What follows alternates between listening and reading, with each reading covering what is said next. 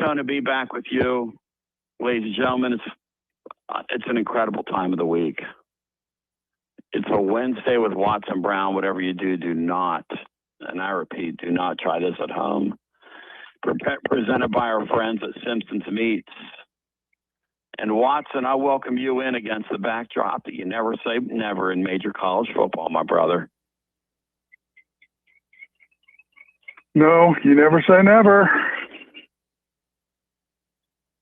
I know you're exasperated like I am. Watson, I keep thinking that we've seen the bottom, and then they keep finding a new bottom. And so I want to go several angles as we talk about the Sorsby thing with you. First of all, do you believe that this kid is past his gambling addiction?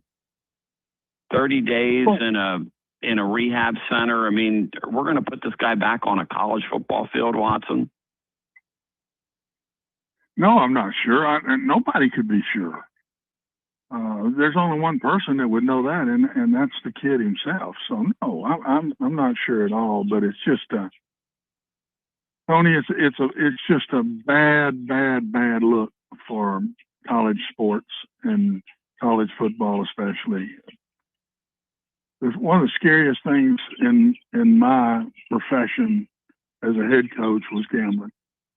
It absolutely scared me to death.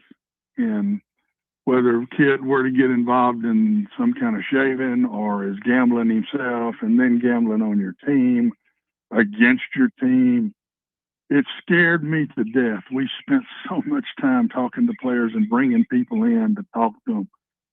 So this hits home to me.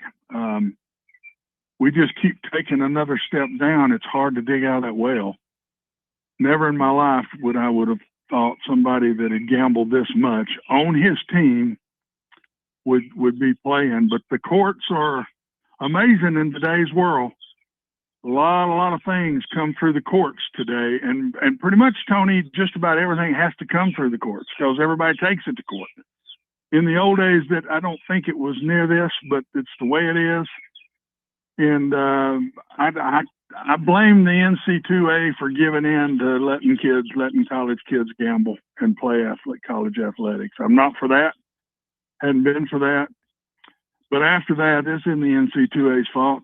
They had suspended him and weren't going to let him play, and courts get involved, and here we are. And that does two things, Tony. Two things. Number one, we all know that we're letting guys gamble play. And number two, we all know the NC2A has no power, zero power anymore. So those two things are just absolutely in front of us now. And so it's going to be interesting to watch and see what if conferences end up controlling themselves or what. It's just let's watch it and see because the NC2A just keeps losing more and more power.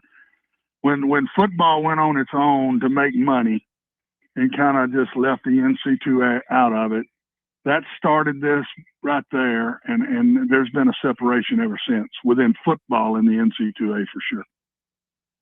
Watson Brown, presented by our friends at Simpson's Meats. You simply got to try it to believe it.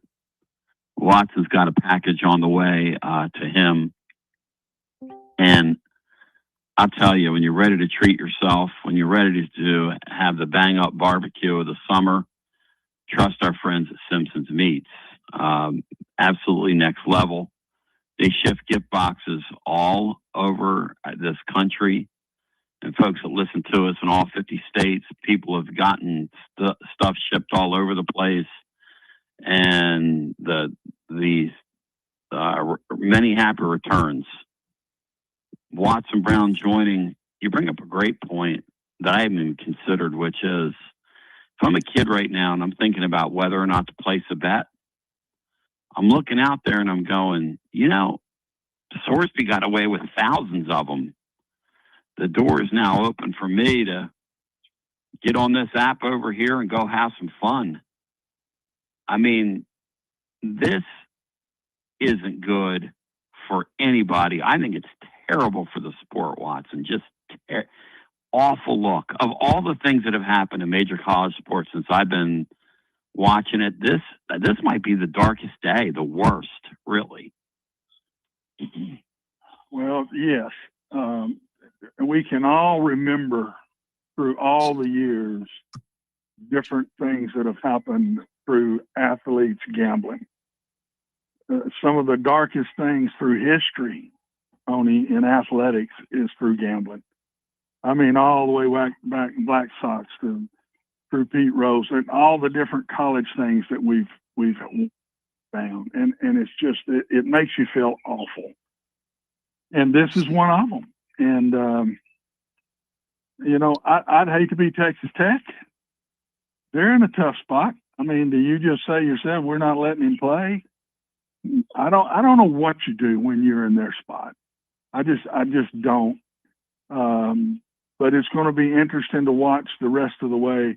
Another thing to watch to me is how good is this kid going to play? You know, now I'm reading things. Well, this puts Texas Tech back in the national championship picture. How good is this kid going to play when he's been through all he's been through? He created it, yes, but he also is having to deal with it. And I'm not sure how good a player he's going to be through all this. Sean Sinclair, jump in here as we talk with Watson Brown. We're really going to unpack this Sorsby thing, and Watson's already thought of a couple angles that I hadn't even considered. I do want to get back to the administrative side of this thing because it's a mess all the way around. And just one caveat before I bring Sean in: when you start seeing other leagues talk about, hey, we're not going to schedule them in anything going forward. We've given the edict, you don't schedule them in anything. I think that's very interesting because what they're saying there is, look, we're all a bunch of thieves, okay? And we'll all stab each other in the back for players. But these people over here are crossing a line that even we wouldn't cross if they put this kid out on the football field. They're crossing a line here. They're crossing a barrier that none of us ever thought we would live to see. And I just think that's an interesting caveat to all this. When you look at these other leagues telling their coaches, you're not allowed to schedule them in anything. Like, they're going to Texas Tech point, they're going to mortgage the way they're seen by everybody forever by playing this kid. Is that juice worth the squeeze? But go ahead, Sean Sinclair, jump in. Well, I agree. A couple things. One, karma seems to have a way of working things out. He wasn't a great player at Cincinnati. He was a good player. I mean, he was a 10 at 2 based on what was out there. And he got his money and they got their quarterback. But I don't know that this is about gambling. The gambling was a holy grail. You could have steroids. You could have car stuff at Georgia. You could have buying players stuff. You could have all that, but gambling was supposed to be the one that's the line you don't cross. But when you think about it, this really isn't about gambling. This is about a local Texas Tech group of judges saying, hey, I've got the power to do whatever I want, and we are going to call balls and strikes so it favors us. We're going to make the strike zone 4 feet wide when we're pitching. And not only that, it's so obvious and absurd is they've set the appeal date or the trial date a week or two after the national championship next year. Hey, that's not coincidence. And they're not that busy. It's a thumb it's the thumb up in the air, the nose up in the air saying, okay, if this is the way it's going to be, then we're going to be that. Now, it'd be easy to say, hey, Sinclair, you're bitter because Aguilar didn't get it from a local judge. Perhaps that is. I can't tell you I'm not or I am. But this is a direct manipulation to circumvent the rules and to put the scale of justice, totally on your side. And I applaud the other schools or conferences for at least looking at this because it's beyond absurd. Watson, your thoughts on that? Yeah, Sean's exactly right. And my thoughts immediately were, this is what's going on in our country right now. judges pop in and just throw things out and say, you can't do this. And then it's got to go up to a higher court and then to a higher court. And before you know it, the time has passed before you get it. By them setting this date in February, they knew exactly what they were doing in doing that. Now, my question is, was Texas Tech involved in this? Did the Texas Tech administration get up to these judges? Are they involved in this? Did they get the lawyers? Were they involved in the whole thing? Or is this Swordsby on his own with his lawyers? And because let's say Texas Tech did not have anything to do with it. They said, no, we're just going to have to let you go. That's the rule is the rule. Well, then he takes off and finds lawyers, and they get to the right judges. And then it comes back to Texas Tech. What do you do now? That could be. I'm not saying it is, but you can't just say Texas Tech was in on this. It sure looks like they would be, but we don't know that, and that's what to me that you got to find out. What if Texas Tech said right now, I don't care. The judge says he can play, but we're not going to play him. We're letting him go. Would anybody pick him up? Is there a school in the country that would pick him up? And then we'll see if everybody is holier than thou. It's easy to be holier than thou when you're on the other end of it. I would love to know if somebody would pick him up. I think an NFL team would have picked him up if he'd have gone into that supplemental draft. Would there have been another major FBS school picked him up, needing a quarterback in the worst way? So it's easy to say some of these things, but till we get to the bottom of everything, it's just a sad, sad situation. And like I said at the beginning, I'd hate to be Texas Tech either way this goes down. Whether Texas Tech is involved in it or not, I'd sure hate to be them. Because Coach, they were already getting smoked by a lot of people. The softball world is all over those guys. Yes, they are. All over them. Everybody's pointing to Texas Tech for all the money that they're spending and how they're going about spending it. And now you add this to it. I mean, they happen to be the culprits now in all of major college athletics. And so we'll just have to see how it plays out. To me, it's sad, fellas. I don't think anybody wins in this. I don't think major college football wins. I don't think college sports wins. I don't think the judicial system wins. And I dang sure don't think Texas Tech wins. Watson, they're wearing the black hat right now. They're the University of Miami in the 80s. They're the outlaws in the deal. They're the bad guy. Look, again, in a world full of where Michigan obviously cheated to win a national championship with their scheme they had going with the Connor Stallions guy who was infiltrating people's sidelines. That obviously happened. I mean, in a world full of that, in a world full of recruit your players right off your roster out from under you, somehow Texas Tech has a special seat, their own seat at the table. And I'll go one further. I don't think it's accidental that they had a kid that played third base for them in softball, because you reap what you sow. You know, when you make it all about who can we buy and how many athletes can we bring in, and you're not vetting people properly, you're just grabbing as many as you can when you're at the shopping mall.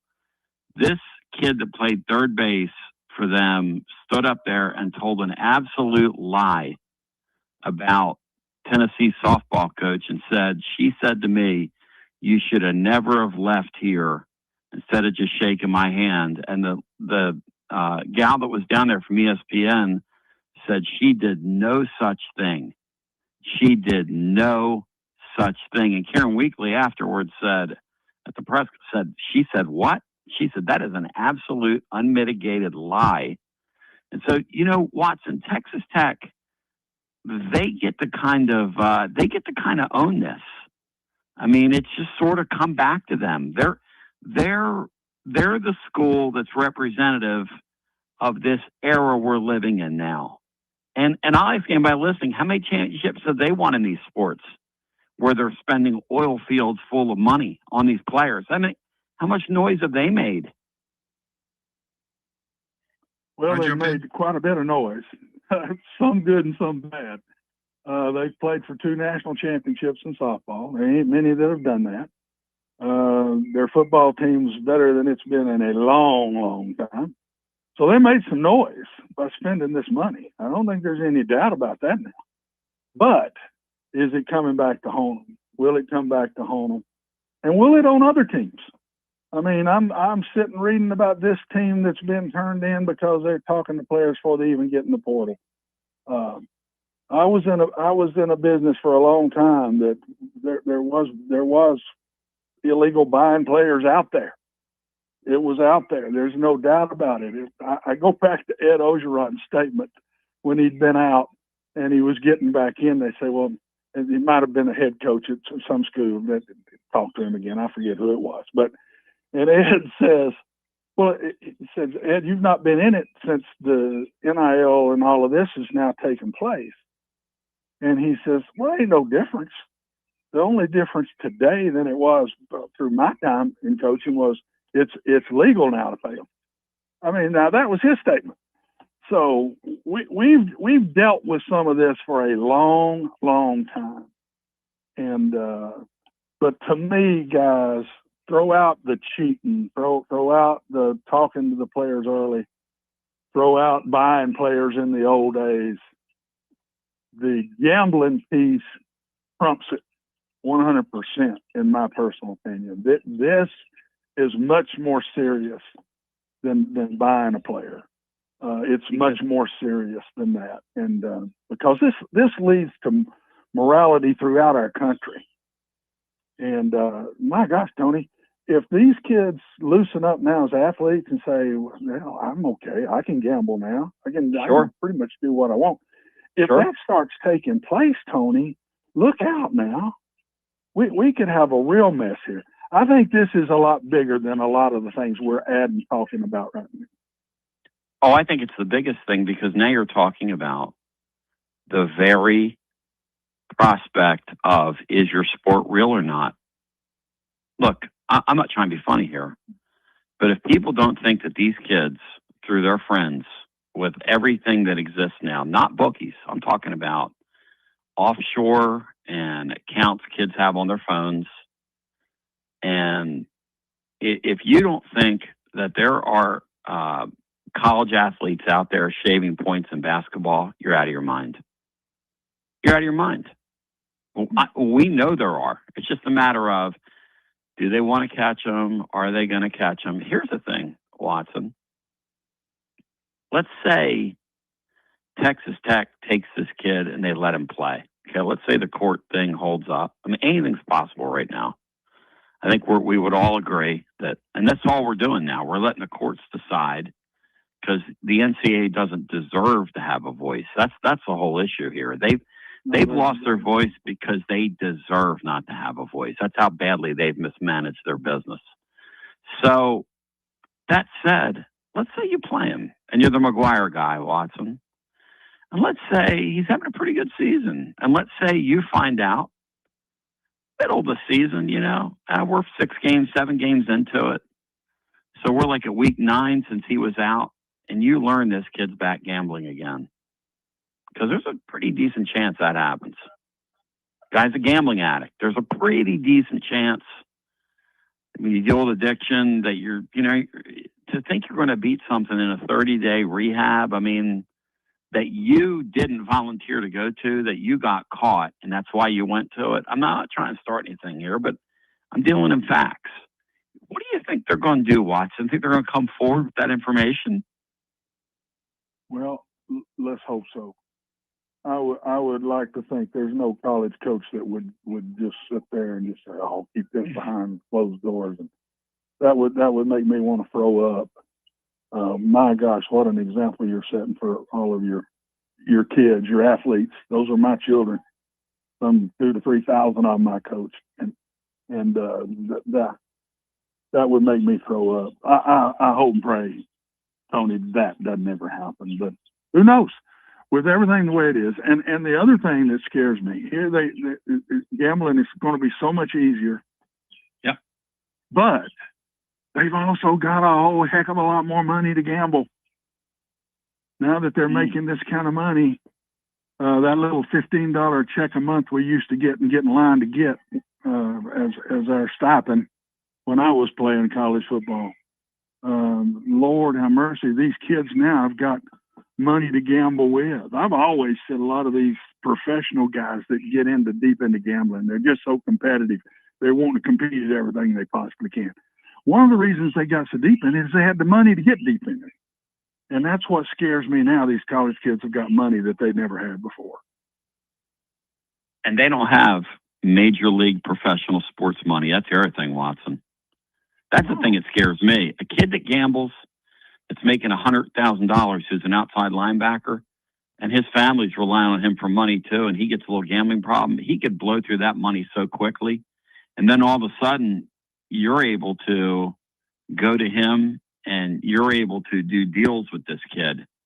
Hey, you just take a couple plays off over here, or hey, tell us who's hurt inside your locker room or who isn't. I'm telling you, this thing is a scary deal. No, it's scary. And I, for a fact, know of kids that gambled before that, quote, mafia came after them back in the day. Wow. So that wouldn't be anything new, Tony. I know for a fact. And I would never say what or where or anything, but I know not anybody that I coached or anything, but I know it went down. I know it's gone down before, where they chase you. They'll chase you to get their money if you don't have the money to pay. So, no, this is serious stuff. As I said, it was probably my number one scare as a football coach through my 32 years as a head coach, is one of my guys get in trouble gambling, and what in the world is going to happen to him, and how am I going to handle it?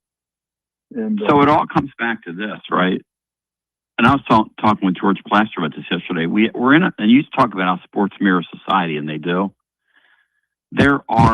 This kid is going to have zero consequences for what he's done if they let him play football this fall.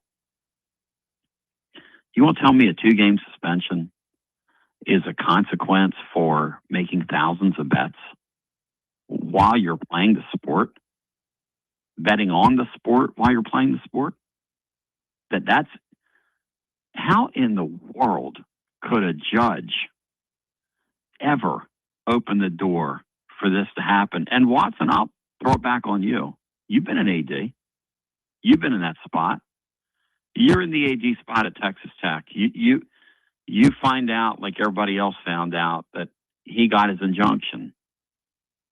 Are you welcoming him back, Watson? Because they welcomed him back. Are you welcoming him back? I've thought about this hard. And this will sound, I know I'm out now and I'm not in the business, but it'll sound holier than that. I really believe what I would have done is I would have pulled out of it before it got to a judge. If I had found out they're taking this to the courts, I think I'd have just said, look, go ahead, do what you want to do.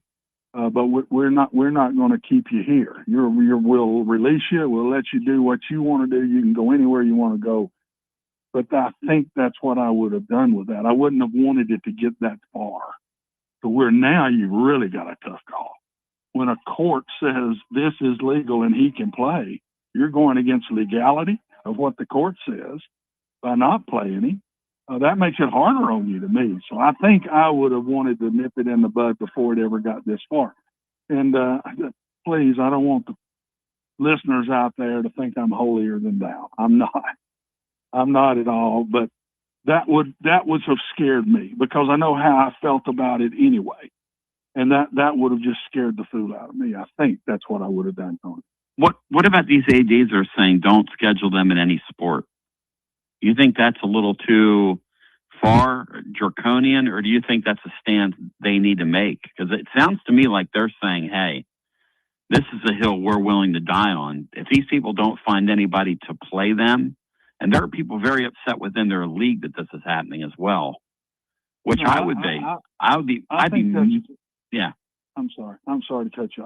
I think it's a good thing to do. It lets everybody know they're not for it. Now there's going to be those people on the side saying, yeah, if it was you, what would you have done? But they're not. So they can do this, and I wouldn't want to play them. To me, it's not about Texas Tech. You're not playing Texas Tech for a principle. It's not just Texas Tech. It's the principle of letting a guy play that has gambled this kind of money within his own team. That's what I would say, more than just saying we're not going to play Texas Tech. It's not just Texas Tech. We're not for anybody getting free that's gamble like this to play. I think that's the statement that should be coming out, other than just blaming Texas Tech. Oh no, it's the whole system. I mean, it's what we've done here. That I think we got to go against this, because we just cannot. We've got to stop this. This can't happen. This can't happen again. It just can't happen again. We can't have judges doing this. So we've got to take this on right now. So in my opinion, yes, I think it's a good thing to do. Here's my question for you, okay? And it's just a simple kind of silly question, but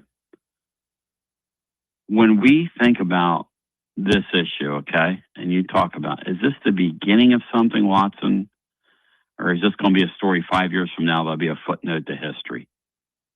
What do you think? Well, I think I don't know the answer to that. How many judges out there would do this? Would judges in other states do the same thing when it happens to them? Or if it's something else, that it's a major player that at their university? I always thought judges were the one group of professionals that flat kept everything professional. Exactly. They didn't get personal with stuff. We all do, but judges always grew up thinking that, Tony, that they're going to do the right thing, and they're not going to. And now that's not the case anymore. That is not the case here. We know it's not, because it's cut and dry. This young man gambled on his own team while he was on that team. And so it's cut and dried, and yet a judge opens it up and lets him play. So it did get personal. It can't be anything but personal. And so I hope this will end and no other judge would after. And if the ADs and presidents will stick to this and not play them, it could be a major piece to stop it from ever happening again. That's why I go back to me, I wouldn't want to play them for the principle, for all of college athletics, more than just Texas Tech. We just can't let this happen, guys. We've got to come together and do something here to not let this happen. And that's really all they can do, is just don't play them. Here's the other thing, though. You mentioned this earlier, and I've debated this in my mind. If he went to the supplemental draft, how in the world is an NFL franchise going to take a guy who spent 30 days in a gambling rehab, who made several thousand bets, and put him on the roster? How do you do that? That's a good question. Will they do that? That's a good question. I personally thought they would. Somebody would take him. Even in a way of, we're going to bring him in and make sure, send him back to rehab again, make sure he's okay after we take him. But I just think somebody would have took him. I swear I do. I hate to say that, but I just do. I think this scandal, the reason it's worse to me is it strikes at the very heart of the credibility of these sports that we watch. And look, I know when I turn on professional wrestling that it's a determined outcome. They have got to figure out a way to root this stuff out. And if they let this kid play again, and then they come to find out he's gambling and he's doing it again, let's tell you, Watson, there's no way they're going to turn him in. They're going to turn the blind eye to it and say, boy, we can't wait for this kid to get off our roster. And I for the life of me, look, you can't surprise me anymore. I can't surprise you anymore. I was pretty surprised this week when we saw that ruling. Oh, I was shocked. I was shocked by the ruling. Absolutely shocked. I put judges higher than that. I do. I always have in my mind, and that got personal. There's no Yep. doubt in my mind that was personal. That was a personal deal that they did, and right now Texas Tech is loving it. I mean, they've won a lot of games, and two major dudes got involved in this and spending their money, and it's worked. Their sports have been very good, up higher than they've been in for a long, long time. And so the way we feel nationally may not be the way it is around 400 miles in the perimeter of Lubbock. Oh no, they're persecuted. That's right. They are, but they also love what's going down. They love tasting. They love tasting winning the way they've won here recently in some of their sports, and they're loving it. I mean, I've heard from friends. I coached at Texas Tech. I was there a year, quarterback coach at Texas Tech with Rex Dockery back in 78, 78, 79. I was at Texas Tech. I know Lubbock. And they tell me the softball teams are rock stars. The community absolutely just loves them. And so you got to understand that the taste they've gotten, they like it. Now, I don't know how they'll be after this. It'll be interesting to watch and see how the community plays the football team. If they do what I've seen with football and softball and even basketball, I think they'll stick by. They will stick by them and be in their corner and be the best fans of the quarterback that they can possibly be. We'll see. We'll see as it goes down. The good thing about this, Tony, is there's a chance to nip this in the bud. And if we don't nip it in the bud, it's look out. Look out where college athletics could go. I know I sound scary, but I truly feel that way. But there's a great chance right now. There's a great chance right now for society, the college athletics society, to nip this in the bud. And let's hope they do. And we don't see it somewhere else the same way. Watson, you're my main man. I love you. I appreciate you on the Wheels of Steel. My friends at Simpsons Meats. You got to taste it to believe it. Great news for you, Watson. Fire up the grill because you're getting a fresh batch coming your way, my brother. Oh, you're special. And, Tony, get to feeling better, man. Proud of you for being on. I don't know how you're doing it, but get to feeling better. Love you, brother. Thank you. The great Watson, the man. Simpsons Meats online, simpsonsmeats.com. You can order anywhere. Gift box is available. Make a great gift. Juice up your barbecue. Also, they've got an incredible store that you can visit off Lovell Road. Look them up. They're next level.